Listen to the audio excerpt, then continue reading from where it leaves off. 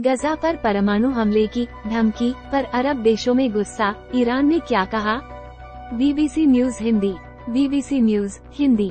गजा पर परमाणु हमले की धमकी पर अरब देशों में गुस्सा, ईरान ने क्या कहा? इमेज स्रोत गेटी इमेजेस। हमास से संघर्ष के बीच इसराइल के एक मंत्री के एक बयान पर बड़ा बवाल खड़ा हो गया है। दक्षिणपंथी पार्टी के सदस्य और इस्राएली सरकार में मंत्री एमिचाई एलियाहू ने हमास के खिलाफ गजा पट्टी में परमाणु हथियार के इस्तेमाल की बात की है। एलियाहू इसराइल के हेरिटेज मिनिस्टर हैं। वो ओइज़मा यहूदी शक्ति पार्टी के नेता हैं।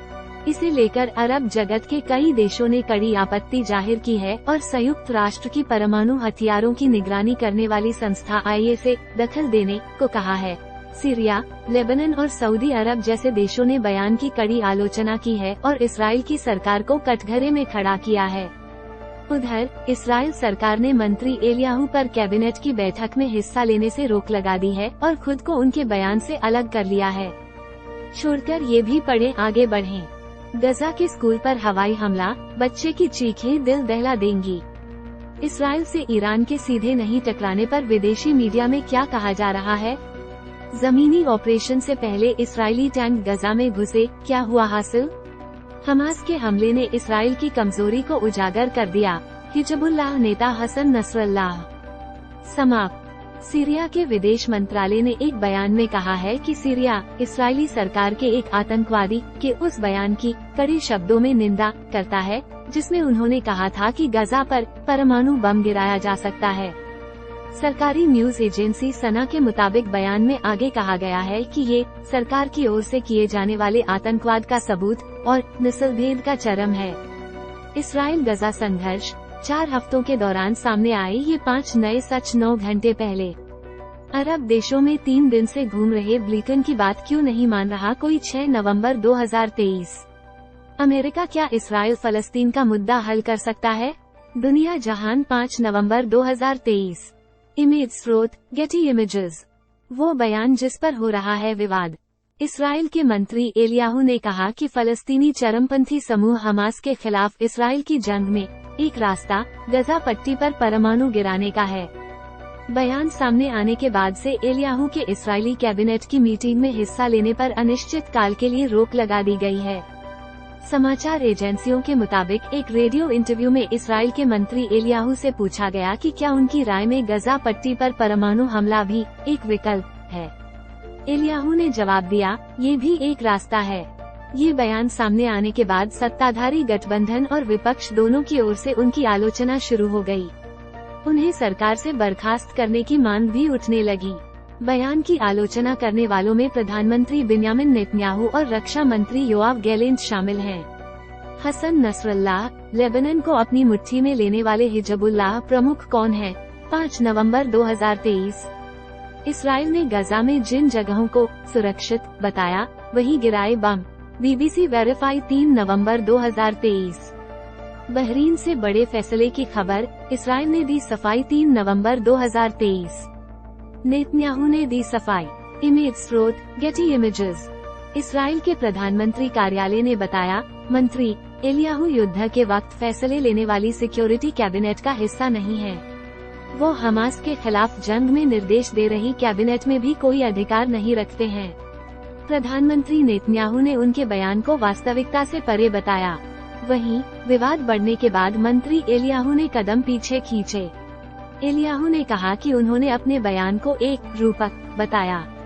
उन्होंने कहा, जिस किसी के पास दिमाग है वो समझ सकता है कि परमाणु को लेकर दिया गया बयान एक रूपक है। उद्धरण चिन्ह। उन्होंने कहा, हमें आतंकवाद का ताकत के साथ जवाब देना चाहिए जिससे नाजियों और उनके समर्थकों को जानकारी हो सके कि आतंकवाद का रास्ता सही नहीं है। मंत्री एलियाहू ने कहा, लोकतांत्रिक देशों के पास आतंकवाद से निपटने का ये इकलौता फॉर्मूला है। हमास के साथी हिजबुल्लाह में इसराइल से जंग को लेकर हिचकिचाहट है। 4 नवंबर 2023। हमास के हमले ने इसराइल की कमजोरी को उजागर कर दिया। हिजबुल्लाह नेता हसन नसरल्लाह 3 नवंबर 2023। 24 की उम्र में मरना नहीं चाहती, निराशा और उम्मीद के बीच जूझते रफा क्रॉसिंग पर फंसे लोगों का हाल। 2 नवंबर 2023। बेनकाब हो इसराइल का परमाणु कार्यक्रम। इमेज स्रोत गेटी इमेजेस। छोड़कर पॉडकास्ट आगे बढ़ें। दिन भर, पूरा दिन, पूरी खबर, दिन भर। वो राष्ट्रीय और अंतर्राष्ट्रीय खबरें जो दिन भर सुर्खियां बनी। दिन भर, पूरा दिन, पूरी खबर। समाप्त।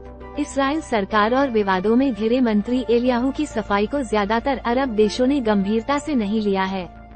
गजा पर हमले को लेकर लगातार इस्राइल पर हमलावर सीरिया सबसे ज्यादा मुखर है। सीरिया की समाचार एजेंसी सना से सीरियाई विदेश मंत्रालय के एक प्रवक्ता ने कहा, इन बयानों से पुष्टि होती है कि इस्राइल तथ्य छुपा रहा है।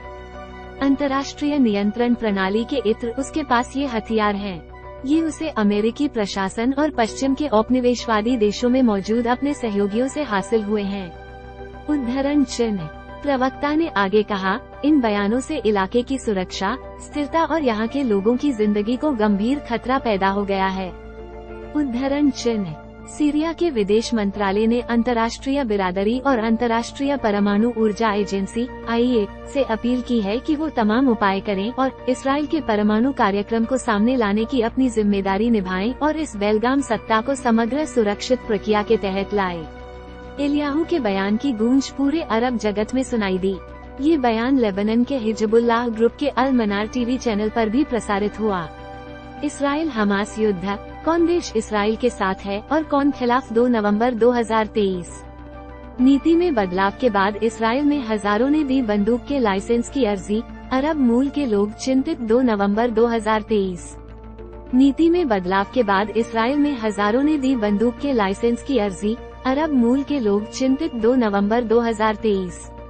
2 परमाणु बम के बराबर गिराया विस्फोटक। इमेज स्रोत गेटी इमेजेस। लेबनान के हिजबुल्लाह समूह और इस्राइल की सेना के बीच भी हाल में संघर्ष हुआ है। हिजबुल्लाह के साथ ईरान का समर्थन माना जाता है। लेबनान के अल मयादीन टीवी ने भी इस्राइल के मंत्री एलियाहू के बयान को लेकर रिपोर्ट की। टीवी चैनल ने कहा, ये बयान कब्जा करने वालों, इस्राइल की ओर से आजमाए जाने वाली अभूतपूर्व आतंकवादी गतिविधि को जाहिर करता है। उद्धरण चिन्ह। टीवी रिपोर्ट में कहा गया, ये बयान पूरे इलाके और पूरी दुनिया के लिए खतरा पैदा कर रहा है। उद्धरण चिन्ह। चैनल ने फलस्तीनी विदेश मंत्रालय की ओर से जारी बयान की भी जानकारी दी। चैनल के मुताबिक विदेश मंत्रालय ने इस्राइल के मंत्री की कही बात की निंदा की है और इसे बर्बर नस्लभेदी बयान बताया है। अल मयादीन टीवी ने euro Mediterranean human rights monitor की ओर से जारी आंकड़ों की जानकारी दी गई है।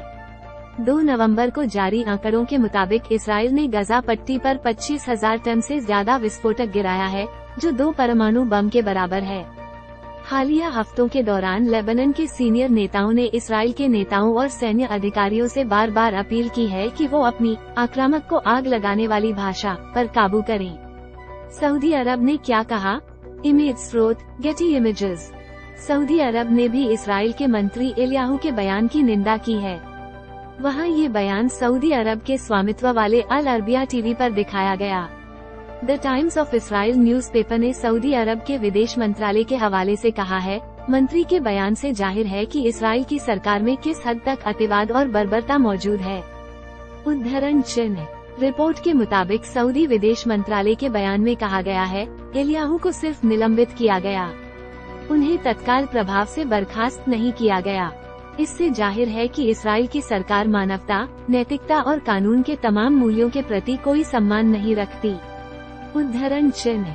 पाकिस्तान ने भी दर्ज की आपत्ति। पाकिस्तान ने भी इस्राइली मंत्री के बयान पर आपत्ति दर्ज की है। पाकिस्तान के विदेश मंत्रालय के प्रवक्ता ने एक्स पर अपना बयान जारी करते हुए कहा, हम फलस्तीन के विरुद्ध परमाणु हमले की धमकी देने वाले इस्राइली मंत्री के बयान से स्तब्ध हैं। उद्धरण चिन्ह। ये नरसंहार के इरादे को दर्शाता है। ये बयान क्षेत्रीय शांति, सुरक्षा और स्थिरता के लिए इस्राइली आक्रामकता से उत्पन्न खतरे के प्रति दुनिया के लिए एक चेतावनी है। Organisation of Islamic Cooperation (OIC) ने भी इस्राइली मंत्री के बयान का विरोध किया है। संस्था ने एक बयान जारी कर कहा है कि वो इस्राइल के संस्कृति मंत्री अमिचाई एलियाहू के गजा पट्टी पर परमाणु बम गिराने के नस्लीय भेदभाव वाले कमेंट की आलोचना करते हैं। सोशल मीडिया प्लेटफॉर्म एक्स पर संस्था ने लिखा, OIC इस घृणित भाषण को आतंकवादी नस्लवादी विचारधारा के विस्तार के रूप में देखता है। अंतर्राष्ट्रीय समुदाय को इसकी आलोचना करनी चाहिए। साथ ही दुनिया को इस्राएली हमले और नरसंहार को रोकने के लिए प्रभावी उपायों का आह्वान भी करना चाहिए। ईरान ने क्या कहा? इमेज स्रोत गेटी इमेजेस। ईरान में भी इस्राएली मंत्री के बयान की कड़ी आलोचना हो रही है। ईरानी अधिकारियों, मीडिया और सोशल मीडिया ने परमाणु बम गिराए जाने की धमकी की आलोचना की है। ईरान के अखबारों ने इस खबर को पहले पेज पर छापा है। ईरान के विदेश मंत्री हुसैन आमिर अब्दुल्लाहियान ने इस्राएल के परमाणु निरस्त्रीकरण का आह्वान किया है। विदेश मंत्री ने एक्स पर पोस्ट कर लिखा, इस्राएली मंत्री की परमाणु बम की धमकी इस बात का सबूत है कि वास्तव में इस्राएल हार गया है। संयुक्त राष्ट्र सुरक्षा परिषद और अंतर्राष्ट्रीय एटॉमिक एनर्जी एजेंसी को तुरंत कार्रवाई करते हुए इस्राएल का निरस्त्रीकरण कर देना चाहिए। ईरानी विदेश मंत्रालय के प्रवक्ता नासिर कनानी ने भी कुछ ऐसा ही बयान दिया है। उन्होंने कहा है कि इस्राएली मंत्री का बयान दुनिया भर के लिए एक चेतावनी अलार्म है। कनानी ने सोमवार को एक प्रेसवार्ता में भी इस बयान की आलोचना की और कहा, अंतर्राष्ट्रीय समुदाय को इस धमकी का संज्ञान लेना चाहिए क्योंकि इससे परमाणु अप्रसार और निरस्त्रीकरण संधियों को भी चुनौती दी जा रही है। ईरान के अखबारों ने भी इसकी कड़ी आलोचना की है। ईरानी दैनिक जवान ने फ्रंट पेज पर इसे जगह दी। अखबार ने लिखा है कि इस्राएली अधिकारी मंत्री के बयान के खंडन इसलिए कर रहे हैं क्योंकि गजा में उनके नागरिक बंधक हैं, उन्हें गजा के लोगों की कोई परवाह नहीं। उधर कतर ने भी इस मामले में एक सख्त बयान जारी किया है। कतर ने कहा है कि ये युद्ध अपराध का मामला है जिसे मानवीय और नैतिक मूल्यों और अंतर्राष्ट्रीय कानून का उल्लंघन है। कतर के विदेश मंत्रालय ने कहा है कि मंत्री महज सस्पेंड कर इस्राएल ने उनके प्रति नर्म रवैया बरता है। बीबीसी हिंदी के एंड्रॉयड ऐप के लिए आप यहां क्लिक कर सकते हैं। आप हमें फेसबुक, ट्विटर, इंस्टाग्राम और यूट्यूब पर फॉलो भी कर सकते हैं। मिलते जुलते मुद्दे, इस्राएल, अमेरिका, सऊदी अरब, मीडिया, यूएई, मध्य पूर्व, सीरिया, अरब जगत, इस्राएल और फलस्तीन, ईरान, संबंधित समाचार। इस्राएल के करीब आए इन इस्लामिक देशों में हलचल, क्या दबाव में आएगी सरकार? 2 नवंबर 2023। चीन ने की इस्राएल हमास जंग रुकवाने की पेशकश, क्या है इरादा? 1 नवंबर 2023। गजा, सदियों से आबाद एक शहर जिसने सहे हैं कई सितम। 1 नवंबर 2023। टॉप स्टोरी, गजा पर परमाणु हमले की धमकी को लेकर बवाल, गुस्से से उबले अरब देश 7 घंटे पहले। लाइव क्रिकेट विश्व कप, बांग्लादेश ने श्रीलंका को हराया, टाइम्ड आउट की वजह से चर्चा में रहा मैच। 6 नवंबर 2023।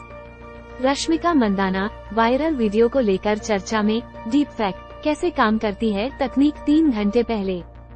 जरूर पढ़ें। हिंदी पॉडकास्ट 2 सितंबर 2022। श्रेयस अय्यर मैच के बाद प्रेस कॉन्फ्रेंस में एक सवाल पर भड़के, फिर दिया ये जवाब। 3 नवंबर 2023। इस्राएल के साथ इस देश ने तोड़े संबंध, हमास ने अरब देशों को दी नसीहत। 1 नवंबर 2023। अयोध्या में राम मंदिर के पास से मस्जिद हटाने का एग्रीमेंट, क्या है पूरा मामला? 1 नवंबर 2023। इस्राएल पर मोदी सरकार की नीति से क्या अरब के देश होंगे नाराज? 1 नवंबर 2023। इलेक्टोरल बॉन्ड क्या है जिस पर हो रहा है भारी विवाद, सुप्रीम कोर्ट के फैसले से क्या बदलेगा? 1 नवंबर 2023। हिलरी क्लिंटन के हमास पर दिए बयान की क्यों हो रही है चर्चा? 31 अक्टूबर 2023। महाराष्ट्र, फिर क्यों भड़का मराठा आरक्षण आंदोलन, किसका फायदा और किसका नुकसान? 31 अक्टूबर 2023। कोची ब्लास्ट, कौन है यहोवा विटनेस और कौन है धमाकों की जिम्मेदारी लेने वाला शख्स? 30 अक्टूबर 2023। सबसे अधिक पढ़ी गई, एक गजा पर परमाणु हमले की धमकी पर अरब देशों में गुस्सा, ईरान ने क्या कहा? 2 ब्रेस्ट कैंसर की चपेट में कम उम्र की लड़कियां भी क्यों आ रही हैं? अंतिम अपडेट, 16 अक्टूबर 20,213। इस्राएल हमास संघर्ष, क्या जमीनी हमले के लिए तय मकसद हासिल कर पाएंगे नेतन्याहू? 4 सर्वाइकल कैंसर, भारतीय महिलाओं को होने वाला दूसरा बड़ा कैंसर। अंतिम अपडेट, 4 फरवरी 20,225। भारत में सेक्स के लिए सहमति की उम्र पर फिर बहस क्यों शुरू हुई? 6 रश्मिका मंदाना, वायरल वीडियो को लेकर चर्चा में, डीप फैक कैसे काम करती है तकनीक? 7 सैनिटरी पैड के विकल्प के रूप में उभर रहा मेंस्ट्रुअल कप आखिर है क्या? अंतिम अपडेट, 6 अक्टूबर 20,228। अरब देशों में 3 दिन से घूम रहे ब्लिंकन की बात क्यों नहीं मान रहा कोई? 9 पाकिस्तान, न्यूजीलैंड और अफगानिस्तान में से कौन पहुंचेगा वर्ल्ड कप के सेमीफाइनल में? 10 श्रीलंका के मैथ्यूज टाइम्ड आउट, बांग्लादेश की क्यों हो रही लानत मलानत? 1 गजा पर परमाणु हमले की धमकी पर अरब देशों में गुस्सा, ईरान ने क्या कहा? 2 ब्रेस्ट कैंसर की चपेट में कम उम्र की लड़कियां भी क्यों आ रही हैं? अंतिम अपडेट 16 अक्टूबर 2021। 3 इसराइल हमास संघर्ष, क्या जमीनी हमले के लिए तय मकसद हासिल कर पाएंगे नेतन्याहू? 4 सर्वाइकल कैंसर, भारतीय महिलाओं को होने वाला दूसरा बड़ा कैंसर। अंतिम अपडेट 4 फरवरी 2022। 5 भारत में सेक्स के लिए सहमति की उम्र पर फिर बहस क्यों शुरू हुई? 6 रश्मिका मंदाना, वायरल वीडियो को लेकर चर्चा में, डीप फैक कैसे काम करती है तकनीक? 7 सैनिटरी पैड के विकल्प के रूप में उभर रहा मेंस्ट्रुअल कप आखिर है क्या? अंतिम अपडेट 6 अक्टूबर 2022। 8 अरब देशों में 3 दिन से घूम रहे ब्लिंकन की बात क्यों नहीं मान रहा कोई? 9 पाकिस्तान, न्यूजीलैंड और अफगानिस्तान में से कौन पहुंचेगा वर्ल्ड कप के सेमीफाइनल में? 10 श्रीलंका के मैथ्यूज टाइम्ड आउट, बांग्लादेश की क्यों हो रही लानत मलानत? आप बीबीसी पर क्यों भरोसा कर सकते हैं? इस्तेमाल की शर्तें, बीबीसी के बारे में, निजता की नीति, कुकीज, बीबीसी से संपर्क, डू नॉट शेयर और सेल माई इन्फो, सर्वाधिकार कॉपीराइट 2023 बीबीसी। बाहरी साइटों की सामग्री के लिए बीबीसी जिम्मेदार नहीं है। बाहरी साइटों का लिंक देने की हमारी नीति के बारे में पढ़ें।